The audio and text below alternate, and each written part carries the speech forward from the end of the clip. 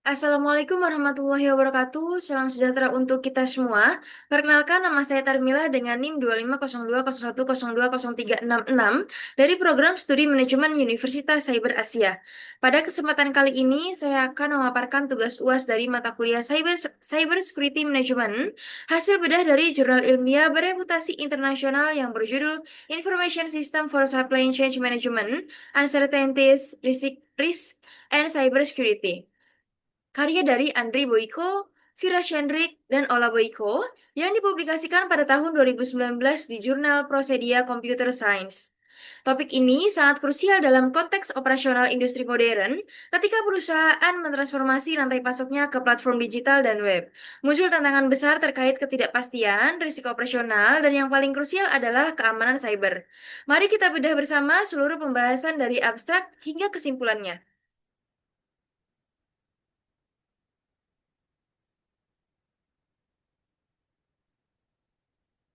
Baik, kita mulai dari bagian abstrak. Penelitian ini berangkat dari kebutuhan perusahaan manufaktur modern yang memiliki produk multikomponen untuk mengelola alur pasokan secara digital.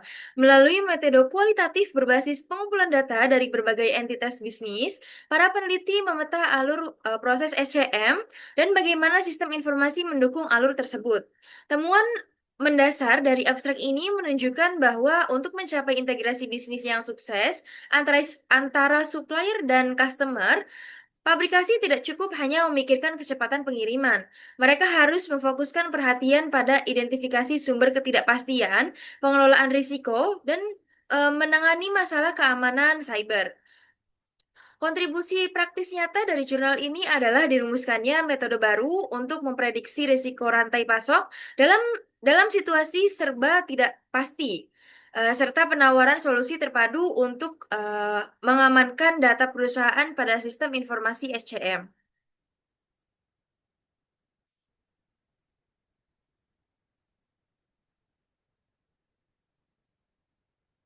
Selanjutnya, mari kita dalami latar belakang masalah. SCM dasarnya adalah fondasi operasional yang mencakup seluruh alur bisnis, seperti yang dapat kita lihat pada skema ini, pada slide ini. Sistem ini mengintegrasikan supplier, manufaktur, gudang, distributor, hingga konsumen akhir. Secara umum, SCM berfokus pada 6 bidang utama. Yang pertama yaitu produksi, pasokan, lokasi, persediaan, transportasi, dan sistem informasi. Mengapa SCM sangat krusial bagi perusahaan? Menurut riset dari AMR Research dan Forrester Research yang disajikan dalam jurnal ini, penerapannya membawa manfaat konkret yang masif. Waktu pemrosesan pesanan dan inventaris gudang dapat dipangkas hingga 40%. Biaya pembelian dan produksi berkurang hingga 15%. Dan yang paling utama, profitabilitas atau profit perusahaan secara keseluruhan meningkat antara 5 hingga 15%. Ini membuktikan bahwa kelancaran SCM secara langsung menaikkan market value atau nilai pasar perusahaan.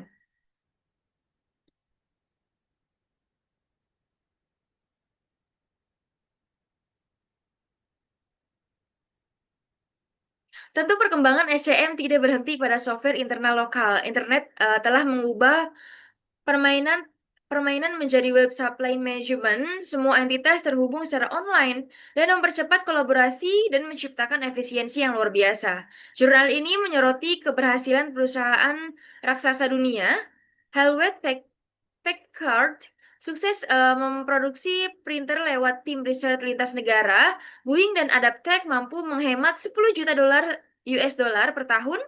Bahkan General Motors mencatatkan penghematan luar biasa hingga 400 juta dolar tiap tahunnya. Berkat platform memilih supplier secara real time. Namun di sinilah letak dilemanya. Semakin terbukanya jaringan internet suatu perusahaan, maka semakin besar pula pintu masuk bagi penjahat cyber. Kelemahan seperti keterlambatan penuntutan celah keamanan atau patching dan kurangnya pengawasan hak akses cloud membantu rantai pasok rentan dilumpuhkan.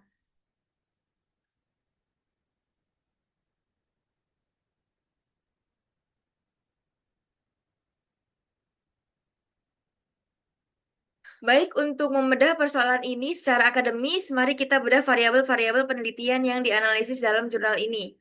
Sebagai variabel terikat atau dependen, fokus utamanya adalah keandalan dan keamanan sistem informasi SCM, bagaimana agar sistem tetap berjalan efisien tanpa mengalami downtime atau kebocoran data rahasia. Sementara itu, variabel bebas atau independen terdiri dari berbagai faktor kerentanan. Yang pertama yaitu ketidakpastian kondisi pasokan fisik dan di lapangan. Lalu yang kedua yaitu kerentanan web seperti virus Trojan, PUA, dan penipuan email bisnis. Lalu yang ketiga yaitu kerentanan pada infrastruktur DevOps dan cloud. Dan keempat yaitu ancaman keamanan dari perangkat IoT dan IIoT di fasilitas pabrik dan gudang.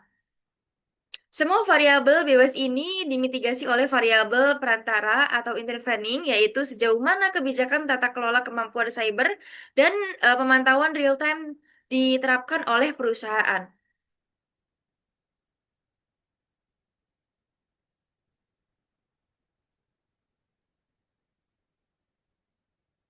Masuk ke hasil penelitian bagian pertama yaitu jurnal ini menjanjikan data empiris yang sangat menarik mengenai jenis serangan cyber yang mengintai rantai pasok. Tabel statistik pada jurnal mencatat bahwa serangan terbanyak didominasi oleh Trojan droppers dan PUA dalam industri korporat, spyware ini bertindak seperti mata-mata. Mereka secara diam-diam mengumpulkan data internal, mengubah konfigurasi antivirus perusahaan, dan memberikan peretas kendali penuh atas komputer staff. Namun, temuan paling krusial di bagian ini adalah fenomena bisnis email compromise atau BEC. Banyak yang mengira ransomware adalah yang terburuk, padahal BEC menghasilkan kerugian finansial yang jauh lebih besar.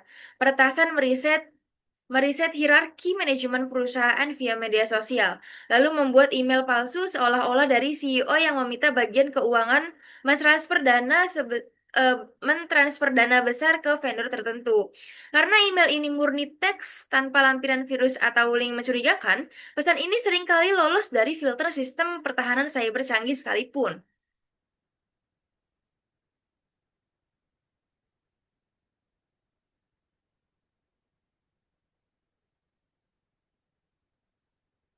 Baik, hasil penelitian bagian kedua menyoroti infrastruktur teknis mendukung SCM yaitu DevOps, Cloud, dan IoT. Pertama pada sektor DevOps. Banyak platform SCM menggunakan basis data open source. Penelitian menemukan fakta mengejutkan bahwa lebih dari 75% server Cloud DB dan Elasticsearch di seluruh dunia dibiarkan terbuka begitu saja tanpa perlu password untuk mengaksesnya. Lebih dari 1.000 instance Dactyl juga dibiarkan tanpa pengamanan. Yang kedua yaitu masalah shadow IT dan cloud. Antara 20 hingga 40% infrastruktur jaringan perusahaan sebenarnya tidak terpantau oleh tim IT internal. Ini menjadi pintu belakang yang sempurna bagi hacker. Lalu yang ketiga yaitu penggunaan perangkat IoT dan IoT di gudang dan pabrik, seperti kamera pengawasan dan sensor otomatis. Perangkat ini umumnya tidak dirancang dengan fitur keamanan yang kuat, kerap menjalankan OS usang seperti Windows XP dan hampir tidak pernah diperbarui atau update patch. Ketika terjadi serangan pada IoT, seringkali perusahaan bingung siapa yang bertanggung jawab karena tim pengembangannya sudah keluar setelah proyek selesai.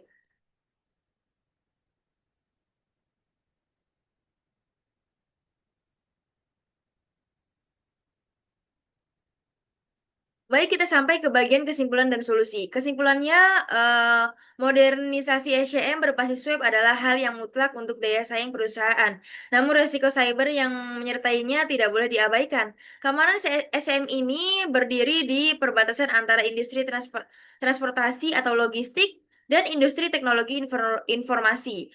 Untuk menjawab tantangan tersebut, penulis memberikan 4 rekomendasi praktis. Yang pertama yaitu wajib menerapkan pemantauan keamanan secara real time untuk mendeteksi kebocoran data dengan cepat. Lalu yang kedua yaitu melakukan pengujian berkala pada kebijakan segmentasi jaringan perusahaan.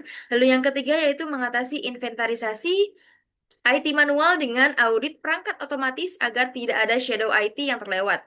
Lalu yang keempat yaitu melakukan migrasi dari sistem tertutup lama ke jaringan berbasis IP terintegrasi yang lebih aman dan fleksibel.